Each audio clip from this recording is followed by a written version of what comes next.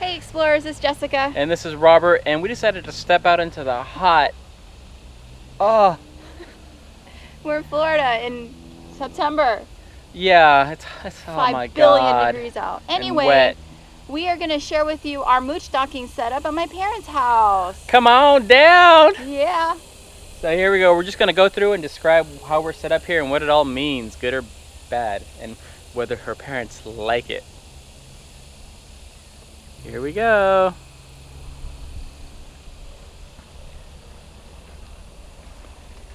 So as you can see, we are part in the sand, part in the grass. We have our wee booth set up because for some reason out here the internet isn't so fantastic. It must be because we're out kind of in the countryside. Yeah, we're like 5 feet outside of Mount Dora. And still the internet is not perfect. So even in metro areas, you still sometimes have weak internet. Yeah. So how do we get water, Jess? My parents have been gracious enough to allow us to hook up, and most of the time we're going to be Moochdocking. Most people will let you connect your water from their house to the RV. But you got to be able to do something with that water after it goes into the RV, right, Jess? That's right. Show us, babe. Oh, we haven't closed the hatch. No. So this is something new that we didn't have before. This is a fancy smancy end cap here that allows you to connect a hose. So this way we can go ahead and leave our gray open and have it escape through this hose, so we don't have to worry about our gray tank filling up. Now you got to have a place for that water to go.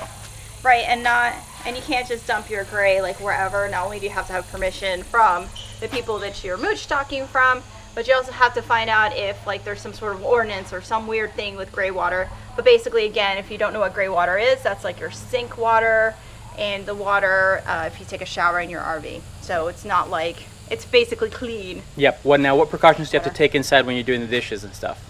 So you always want to make sure that, I mean, I'm sure most people do this in their home, but generally speaking anyway, you want to you want to wipe off all the gunk off of all of your stuff first, so you don't get a bunch of particulate going down your gray tank and into this tiny little hose where it'll get blocked up. Yep. So when you're in agricultural areas, it's also easier to do that because you're in an agricultural area.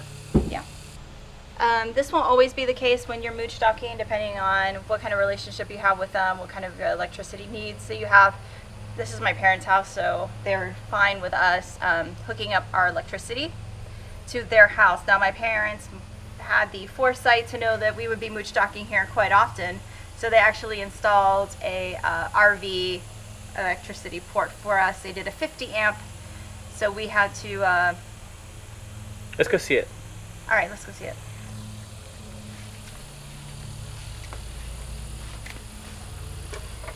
So oops, there it is. So we're actually plugged into a 50 amp port here. However, the outlet is actually not an RV outlet. It's more of a household dryer outlet. So Jessica's dad wired it up and rigged it up so that we can hook our 30 amp directly into this cabling with an adapter that he fashioned himself. Yes, because my dad is resourceful like that.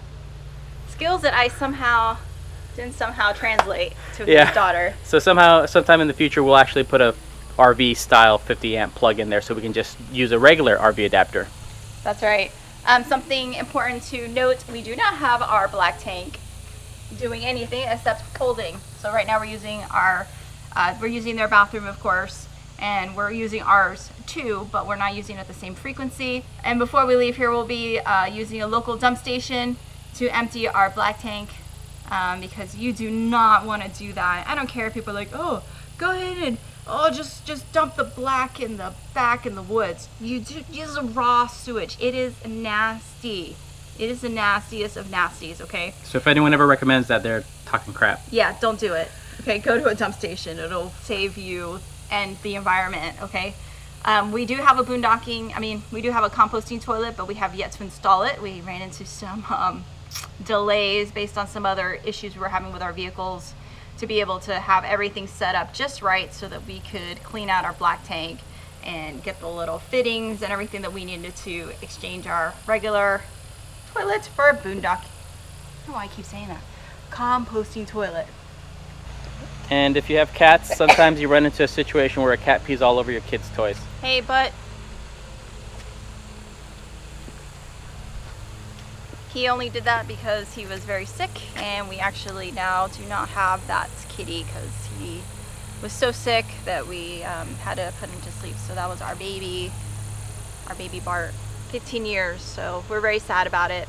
And if you know, I know you guys have pets that you've also lost, and it's a really awful process. But that's pretty much our setup here. It's fairly simple. And again, depending on where you stay, you may or may not have access to some of these things, but almost everybody will let you at least connect your water. And that is awesome. Yeah, or it may just be a place to park. Yeah. Okay, so some must-haves for mooch-docking. Pretty much, if you're going to be mooch-docking, got to think about how you'd be boondocking and or camping regularly. So make sure you have freshwater hose that is long enough to get to a source of water. Make sure for your gray water, if it is allowed to dump it, make sure it's a nice long hose so that way you can get it off into the woods wherever it needs to go. Make sure it's very easy to tell the difference between your freshwater hose and your gray water hose. You do not want to mix those up. Nasty, nasty, nasty. Exactly. Yeah, don't ever plan on using that gray water hose for anything but waste like that. And then electricity. You know, if you're not going to be hooking up to a host's electricity, make sure you have a generator or other source of power. Have proper adapters, different dog bone adapters for 50 amp to 30 amp or 30 amp to 50 amp, just depending on what is available to you. Now, if your host is saying, hey, yeah, hook up to my electricity, and all you have is a standard issue house plug-in, you have got to watch how you're using that power. So keep that in mind. Yeah. Is their house also geared for it? You know, if you have your air conditioning and microwave running at the same time, you could be popping circuit breakers in that house. So, you know, be cognizant of the limitations there and always be courteous there. Absolutely. Yeah. So that's a few thoughts on some things that you might have. Anything else as far as that you might want to have? No, a good attitude and good communication with your host are key. Yeah. So you don't run into any weird situations, because especially if you've never done this with the person before, you want to definitely, basically, you always want to go saying, we don't need anything, we just need a place to park. Exactly. That is the line, okay? Exactly. And if you're using their bathroom at night, make sure to wear full pajamas when you go into their house. Oh my gosh, I wasn't even going there. I just meant... I'm going there. Yeah, you show up not needing anything, and then if they offer, then you can have that conversation. If you're there in the summer months and it's not your mom and dad, you should offer payment if they're going to have you using the electricity, because that will cost them more money. ACs on RVs are not efficient in summer, especially. Yeah. So just general basic etiquette of respecting the people that you're mooch-docking with, and understanding that you know, this is a kindness that they're doing to you. Yeah, and be flexible. For you, not to you.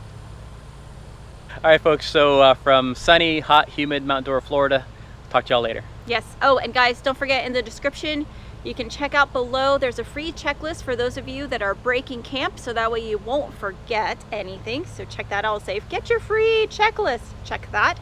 If you think that we are awesome and we are providing you with information that is invaluable, or you just think we're awesome, go to our Patreon page where you can get some exclusive content.